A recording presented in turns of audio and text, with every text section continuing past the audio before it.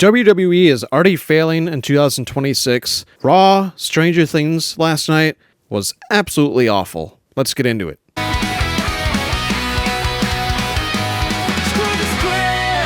Why in the world did Triple H kick off Raw in 2026 with that awful Stranger Things crossover? All they did throughout the night was show the same 3 sets that they put up, which did look good, but after seeing it once, I was like, okay, I'm good. And after seeing it like the 8th time throughout the show, I was sick of it. I even got sick of the Stranger Things music towards the end of the show. And I love Stranger Things, don't get me wrong. But outside of that set that they had and Corey Graves coming out with the leather jacket and the Hellfire Club t-shirt, that was it. That's all the shit they gave us for a Stranger Things crossover. It was weak as hell. The card was even weaker than that. Right up here, that's what we got for the first Raw in 2026. It's like WWE can't have a good week of pro wrestling. If SmackDown is good for once in a fucking blue moon, Raw was absolutely trash. And it's like creative just doesn't have the components in their office to make both shows good in one week. I don't know what it is. AJ Styles appearing, the Judgment Day appearing, Gunther appearing, Usos cut one of the dumbest promos in the crowd. I am absolutely fucking sick of them running it back with the day one song for Jey Uso. It didn't fit at all considering he's back with his brother now. Yes, it's nice to see him as tag champs because I've said it on my channel for weeks, actually for months now. Jey Uso is not a main event single star. It was good for them to put them back together. I will give them credit when credit is due, but it's not due very often for WWE, and 2026 is starting to be just as bad as 2025 was for their first Raw. It was the 1-year anniversary, and again, a stone cold stinker piece of shit episode of Raw. The matches just felt insignificant. I don't know what it was. I mean, Liv Morgan versus Lyra. Lyra is just bland as hell for me. Liv Morgan looked sloppy in the ring because she's been out for a while. That was a whatever match. Rhea and Io and the Kabuki Warriors. I do not care about the Kabuki Warriors. I feel like a lot of people don't care about them. They just did not do right by them. WWE just can't push talent that aren't Samoans or Nepo babies. That's really all it comes down to. Becky Lynch versus Maxine Dupree had a botch of a fucking end where Maxine Dupree just basically forgot that you can fucking just simply roll out of a pinning situation when you have the submission, and she just sat there and ate a 1-2-3, and I was confused as fuck. And then the cherry on top of a pile of fucking shit Raw was that main event, CM Punk versus Braun Breaker. It went a lot longer than I thought it would go, so I will say that. But there was botch after botch after botch. Take a look. And Punk now, the suicide dive, and Breaker blasted it. Breaker, though, went for the Frankensteiner, and Punk was able to hold on. Punk promised when he won the world champ. I think Braun Breaker needs to drop that move. He tries so hard to act like a 185-pound luchador when he's not. He's simply not. He is going to end up with a broken neck before he even hits 30, because it is twice now in the last few months where he, if it weren't for his muscle mass and his traps and his shoulders, he would have broken his neck. Raw the other night and that pay-per-view, all within the last few months. It's dangerous. Braun Breaker honestly just feels like a clone of Roman Reigns. The only difference is that he's a little bit younger than Roman Reigns. It's still the same character, just a spear and one other move. This time, it not being the spear, but that move that he does so dangerously off the top rope instead of the Superman punch. He runs around the ring and does a spear, kind of like what Roman did with his drive-by move. The only difference is that one is Samoan and the other is not. But they both come from a huge lineage of pro wrestling, and I just don't like them. I don't get the hype for Braun Breaker. I try to get behind him. I was behind him briefly for a teeny amount, but I've lost it. The vision just doesn't appeal to me at all. I think so far anyway, They aren't doing very well with having Austin Theory in the Vision. The crowd doesn't seem to give two flying fucks. This is the Raw that they gave us to start 2026. And I think it was a pile of dog shit. And to tie into WWE, their ticket prices just aren't getting any better. There was a Reddit user who posted his ticket from WrestleMania 3. Yes, very long time ago. But even then, the ringside seat cost $30. $30. Even with inflation, that amounts to around $80 in today's economy. People are paying 10,000 times that for WrestleMania 41. We've seen the ticket prices. It literally costs the price of a brand new fucking car to sit front row at WrestleMania. We saw the fucking Brock Lesnar guy retire.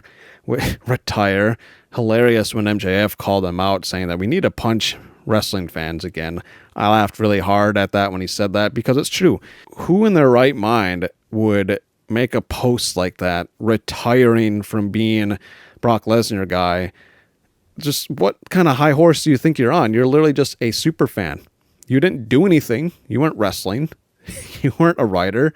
You just sat there with the same fucking shirt that probably never got washed in 20 years. Even ESPN has been praising AEW. They can't not praise AEW.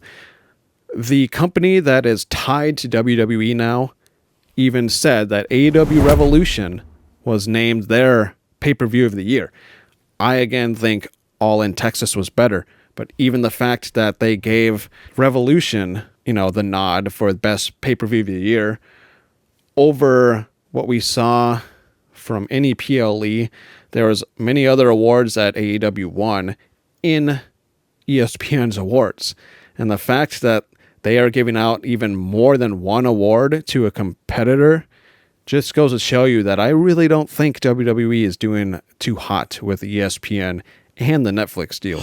Another thing that really irritated me on this episode of Raw, they, for some dumb ass reason, why Triple H? Why Nick Khan? Why did you do this, WWE? Why in the hell did you have Adam Pearce come out and announce Javon Evans being called up to Raw when the show was on a commercial break for viewers in America? What are you doing?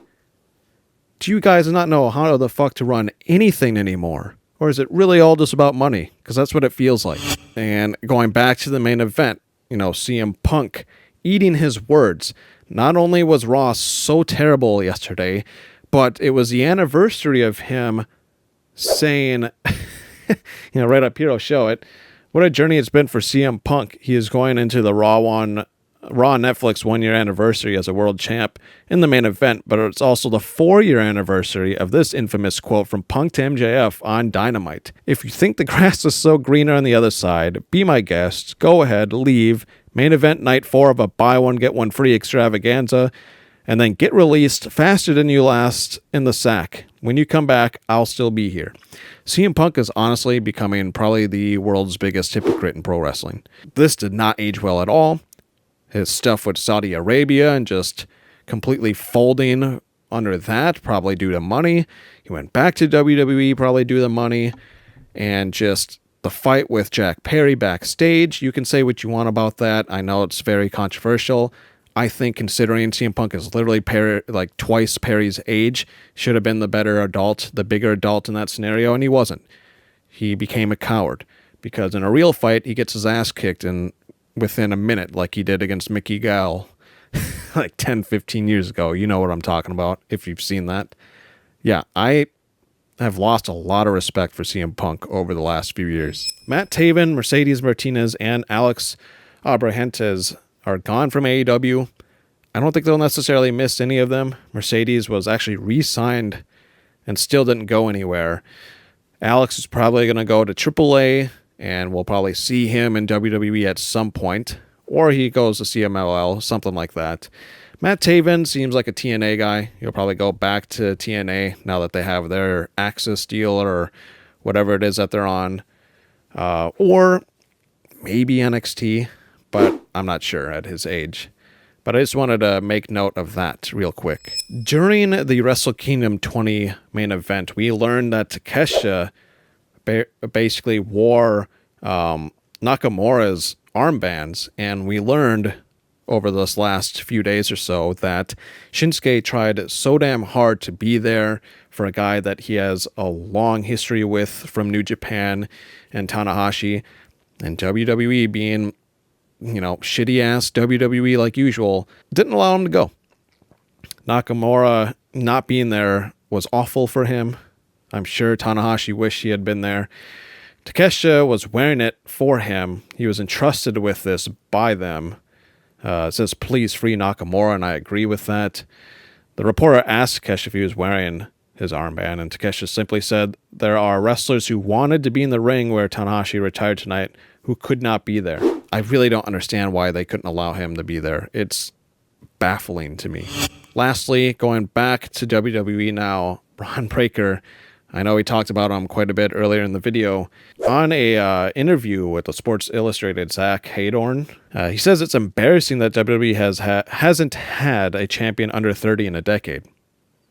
Let that sink in for just a moment. It's been a decade since they've had a WWE or World Heavyweight champ under the age of 30. It's embarrassing. I'm a young guy and we got 80-year-olds. It makes me want to take them all out. Make sure they never come back here because they've already had 20 years to get their point across and they still haven't gotten it across. I'll beat the hell out of all of them. I'm sure some of that was a bit towards CM Punk before their match because it's happened prior to their main event match on Raw.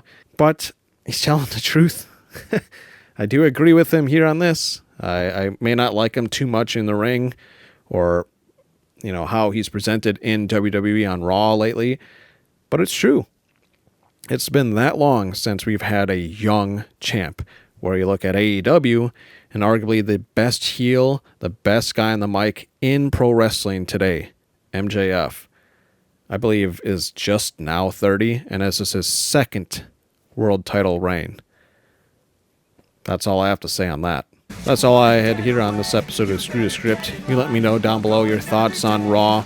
Did you hate it as much as I did? Because I surely think it was an awful way to start 2026 for them. And let me know down below your thoughts on everything else that I covered in this video. As always, this has been Maverick from Screw the Script. Thanks for watching.